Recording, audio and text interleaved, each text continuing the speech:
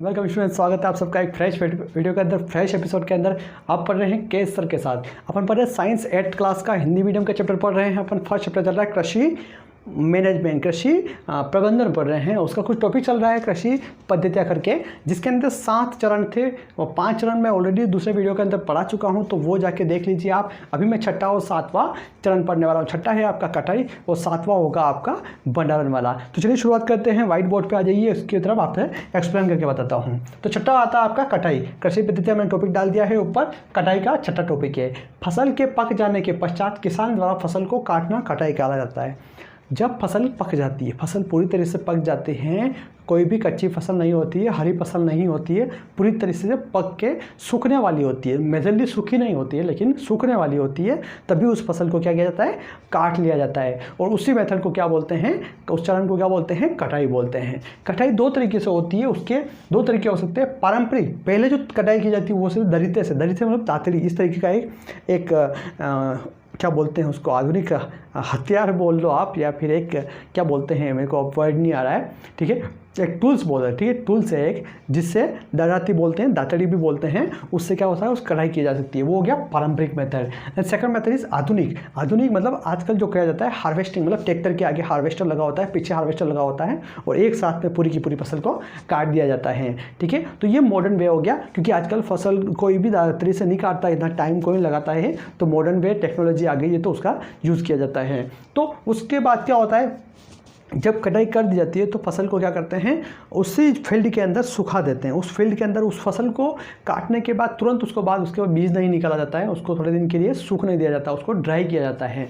तो उसके बाद एक मेथड आती है जिसको बोला जाता है threshing method. What is that, threshing. अब थ्रेसिंग क्या होती है, फसल सूखने के बाद बीज निकालना क्या कहलाता है, थ्रेसिंग कहला जाता है। जब फसल सूख जाती है, उस फसल को कटाई के बाद खेत के अंदर, फील्ड के अंदर सुखाया जाता है, ठीक है। जब वो सूख जाता है, उसको पूरा का पूरा है जैसा सुखाया जाता है, और सूखने के बाद उसको बीज निकाला जाता है उसको बोलते हैं threshing. What is that, threshing बोला जाता है। अब थ्रेसिंग जो होती है वो 2 तरीके से होती है। अगर कम मात्रा में है तो वो हवा द्वारा हो जाती है। हवा द्वारा इन द सेंस फसल को कूटा जाता है, और कूटने के बाद जो उसका कचरा, जो अपन देसी भाषा में उसको क्या बोलते हैं, घास फूस बोल सकते हैं, और बीज, दोनों को अलग करने के लिए औरतें बर्तन के अंदर ऐसे उछालती हैं, तो बीज होता है वो उसी जगह गिर जाता है, क्योंकि वो वजन में होता है, और हल्का जो कचरा होता है, घास फूस होता है, वो हवा में उड़ जाता है। लेकिन वो जो मेथड होता है वो कम मात्रा में, कम मात्रा के लिए, मतलब कम गेहूं है या कम अनाज है, कोई भी तरह का कम बीज हो गया तो उसके लिए वो क्वालिफाई हो जाएगा, उसके लिए वो हो जाएगा। लेकिन अगर ज़्यादा मात्रा में है, बड़े बड़े फील्ड के लिए है,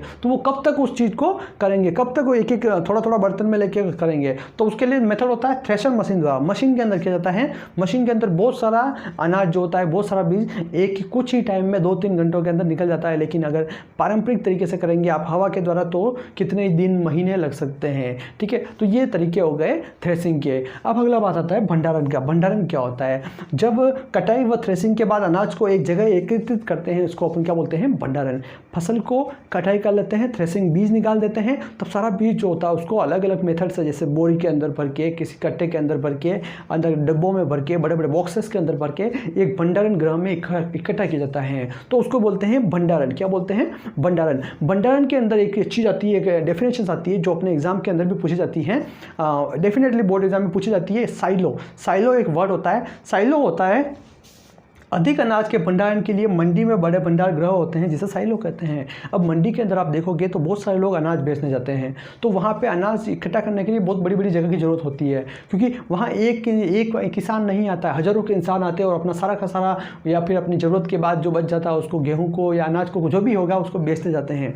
तो जो व्यापारी होते हैं उनके पास क्या होते हैं, बड़े बड़े भंडार गृह होते हैं, और वही बड़े बड़े भंडार गृह जहाँ अनाज को एकत्रित किया जाता है उसको क्या बोलते हैं, साइलो बोलते हैं। क्या बोलते हैं, साइलो बोलते हैं। तो इस तरीके से आपके 2 कॉन्सेप्ट क्लियर हो गए। लास्ट बचे हुए कटाई और भंडारण। थ्रेसिंग होता है वो कटाई का ही एक पार्ट होता है। तो यह बात करते हैं अपन फसल और पर्यावरण के बीच में क्या संबंध हो सकते हैं, कैसे फसल जो होती है वो पर्यावरण को प्रभावित करती है। तो अपन इधर बात करते हैं। चलो पहला टॉपिक मैं लेके आता हूँ आपके सामने। फसल से वातावरण शुद्ध बना रहता है। ऑब्वियसली फसल होगी, उससे नमी बनी रहेगी, उससे CO2 कार्बन डाइऑक्साइड का बैलेंस बना रहेगा, तो फसल के जो शुद्धता होगी वो बनी रहेगी, उसमें कोई डाउट नहीं है। सेकंड पॉइंट लेके आता हूँ यहाँ पे मैं, वायुमंडल से आर्द्रता बनी रहती है। वायुमंडल से आर्द्रता इसलिए बनी रहती है क्योंकि पत्ते जो होते हैं, फसल के जो पत्ते होते हैं उसके अंदर नमी रहती है, उसके अंदर पानी होता है, तो वो जो वायु प्रकाश संश्लेषण की जो प्रक्रिया होती है उसके द्वारा क्या होता है, एनवायरनमेंट के अंदर, पर्यावरण के अंदर आर्द्रता बनी रहती है, जल की मात्रा उपस्थित रहती है, तो उससे भी आर्द्रता बनी रहती है। ये भी एक बहुत बड़ा फैक्टर कहलाता है। थर्ड नंबर आता है ऑक्सीजन व CO2 का नियंत्रण। कि देखो आपको पता है जो जीव जंतु होते हैं वो लेते हैं ऑक्सीजन, और पर्यावरण के जो फसलें होती है, पेड़ पौधे होते हैं, वो लेते हैं कार्बन डाइऑक्साइड। तो आपस में एक रिलेशन बना रहता है, एक जना कार्बन डाइऑक्साइड छोड़ता है, एक जना ऑक्सीजन लेता है, एक जना कार्बन डाइऑक्साइड छोड़ता है, ऑक्सीजन लेता है। तो ये भी एक बहुत बड़ा फैक्टर होता है, क्योंकि जो पेड़ पौधे होते हैं वो कार्बन डाइऑक्साइड और CO2 के बैलेंस को बना के रखते हैं। ठीक है, तो ये थर्ड फैक्टर हो गया। अब फोर्थ फैक्टर आता है आपका तापमान नियंत्रण रहना है। पेड़ पौधों से क्या है, तापमान नियंत्रण रहता है, क्योंकि पेड़ पौधों से हरियाली रहती है चारों तरफ, आर्द्रता भी बनी रहती है, एनवायरनमेंट के अंदर गीलापन रहता है, मतलब पानी उपस्थित रहता है, जल की बूंदें होती हैं, तो इससे एनवायरनमेंट भी अच्छा रहता है। आपने देखा होगा जहाँ पेड़ पौधे नहीं होते, रेगिस्तान होते हैं, वहाँ टेम्परेचर बहुत ही ज़्यादा होता है, तापमान बहुत ही ज़्यादा होता है, और जहाँ हरियाली होती है वहाँ तापमान कम होता है। तो ये तापमान पे भी नियंत्रण रखता है। अगला पॉइंट आपके लिए निकल के आता है, पांचवा पॉइंट, वायु व ध्वनि प्रदूषण कम होता है। देखो फसलें जो होती है वो दो मीडियम के बीच में एक बैरियर का काम करती है। जैसे फसल के दो कोने हैं, बड़े बड़े खेत है, दोनों कोने पर अगर दो लोग खड़े हैं तो दोनों के बीच में कुछ नहीं दिखेगा, क्योंकि फसल बीच में बैरियर हो गया। और उसी तरह अगर एक दूसरे को आवाज़ देंगे तो भी आवाज़ में क्या होगा, रिडक्शन हो जाएगा, आवाज़ कम आएगी, क्योंकि जो फसल होगी वो बीच में बैरियर का काम करेगी। तो इस तरीके से ये कह सकते हो कि फसलें क्या होती हैं, ध्वनि प्रदूषण और वायु प्रदूषण को भी रोकने का काम करती हैं। अगला पॉइंट निकल के आता है आपका लास्ट पॉइंट, जीव जंतुओं को जीवन है सुरक्षा प्रदान करना। फसलों के ऊपर बहुत सारे जीव जंतु होते हैं वो निर्भर होते हैं। बहुत सारे जीव जंतु फसलों से अपने फल खाते हैं, जैसे फसलों पर फल लगे होते हैं वो खाते हैं, फूल लगे होते हैं वो खाते हैं,